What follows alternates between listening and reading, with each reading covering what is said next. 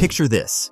You roll up to the local bike meet, feeling confident, only to be bombarded with half a dozen rules you've supposedly been violating.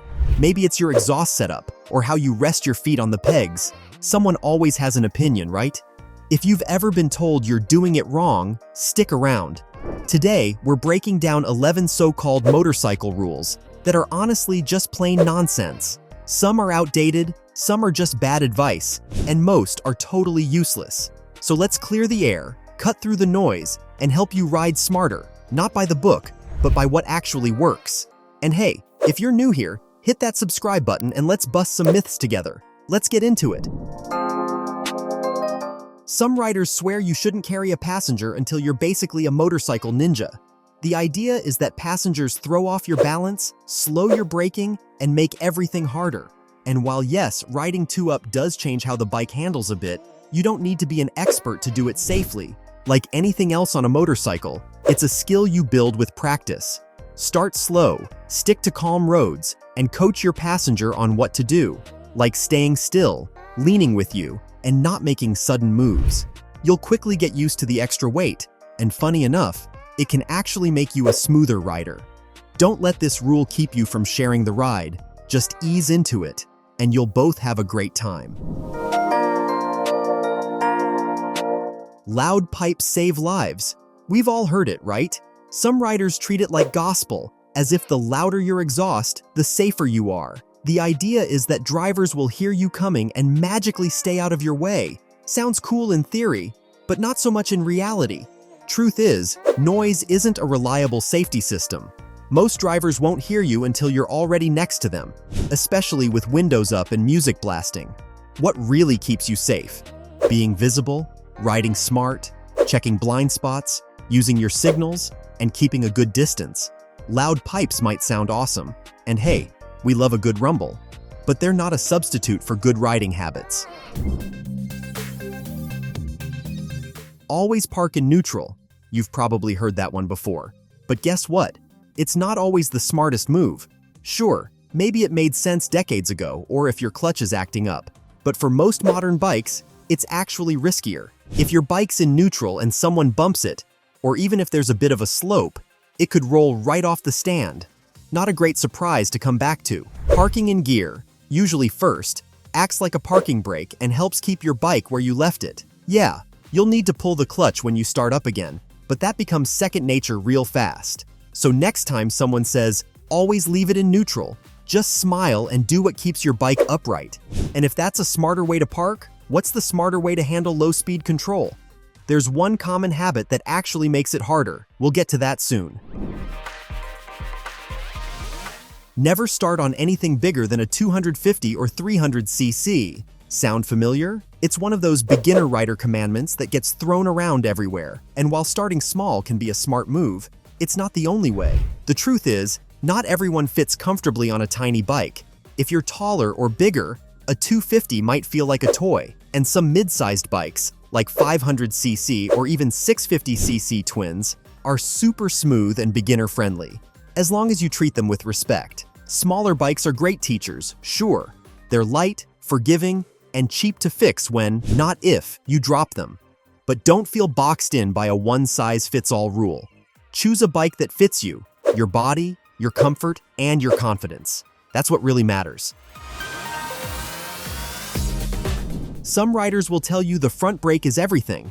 And yeah, it does do most of the work when you're stopping. But that doesn't mean your rear brake is just along for the ride. In reality, the rear brake plays an important role, especially at low speeds, going downhill, or when road conditions aren't perfect, like wet pavement or loose gravel. In those moments, slamming the front brake can get sketchy fast, while a little rear brake adds stability and control. Using both brakes together, nice and smooth, gives you better stopping power, more balance, and helps your brake parts last longer. So don't ignore the rear just because someone said it's pointless. It's got your back, literally.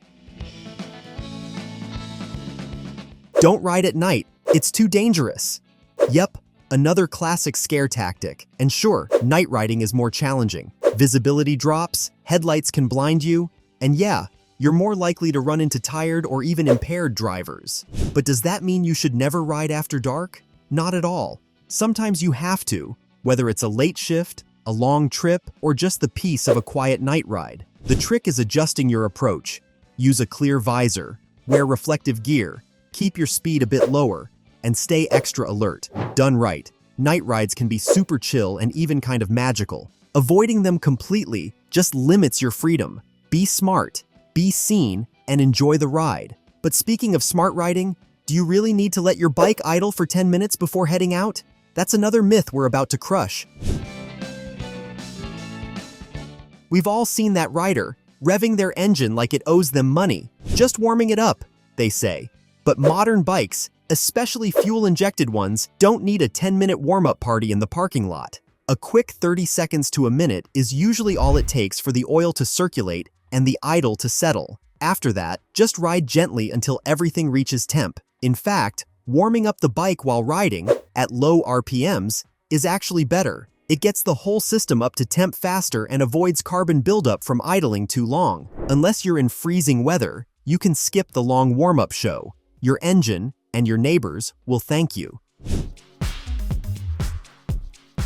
Some riders think gunning it at every light or zigzagging through traffic earns them respect on the road.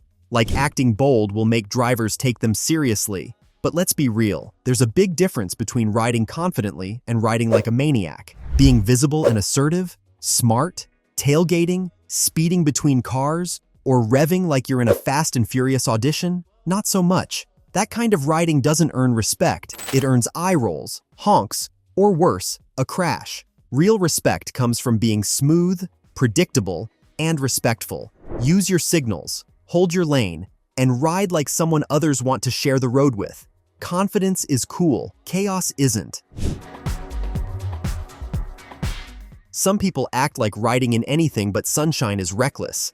Like real responsibility means parking your bike the moment it gets cloudy. But let's be honest, if you ride regularly or take long trips, you will hit some bad weather, and that's totally okay. Riding in the rain or cold isn't irresponsible. It's all about being prepared. There's gear for everything. Waterproof jackets, thermal liners, heated grips, anti-fog visors, you name it. Adjust your riding style a bit. Slower speeds, longer braking distance, smoother controls, and you'll be just fine. In fact, riders who never train in tough conditions are often the ones caught off guard when the weather turns. So don't let anyone tell you real riders only come out on sunny Sundays. With the right mindset, riding in all weather just becomes part of the journey. But speaking of riding smart, what about group rides? Do you really have to stick to that perfect staggered formation? Let's talk about that next. Group rides are awesome. Cruising with your crew in a tight formation feels smooth and looks even cooler. But some folks treat the staggered formation like a sacred rule. 2 seconds apart, staggered, no exceptions. Here's the thing. Staggered riding works great on open, straight roads. But when things get twisty, traffic gets weird, or riders in the group have different skill levels, sticking to that pattern no matter what can actually be risky. What if the leader brakes suddenly? Or there's gravel in your lane? You need room to adjust, not just follow the leader like a parade float. Smart group riding is about flexibility and communication, hand signals, pre-ride talks, and paying attention to what's happening around you. Going single file when it makes sense? Totally fine. The goal isn't to look perfect, it's to keep everyone safe and comfortable on the ride. Here's one that's all ego. If you're not scraping your pegs, you're not riding hard enough. Sounds cool, right? But scraping pegs doesn't mean you're a skilled rider. It just means you're leaning far. Real skill isn't about pushing limits for the sake of it. It's about control, awareness, and reacting smoothly when something unexpected happens, like gravel mid-corner or a car that stops suddenly. Leaning into turns is fun, and bikes are built to do it, but scraping pegs on purpose, especially on public roads, can be risky if your technique's off or the conditions aren't perfect. The best riders focus on smooth throttle control, good body positioning, and smart line choices, not bragging about scuffed-up peg feelers. So yeah, lean deep when it's safe and feels right, but don't buy into the hype that scraping metal makes you a pro. Mastery is about precision, not just lean angle. It's not about breaking rules, it's about riding smart. Here's the truth. Ditching these so-called rules isn't about being reckless. It's about riding smarter. The best riders don't follow every bit of advice blindly. They question things, adapt to real-world conditions, and learn what actually works for them. Bikes, bodies, roads, and riding styles all differ, so rigid rules often fall flat. Motorcycle safety isn't a checklist, it's a mindset. That's it. 11 motorcycle rules that range from outdated to downright silly. Hopefully, you're walking away with a clearer view of what matters and what doesn't. Now your turn. What's the most ridiculous rule you've heard? Drop it in the comments and let's call out the nonsense together. Hit like, share this with your crew, and subscribe so you don't miss more myth-busting content. Ride smart, ride free, and I'll catch you on the next one.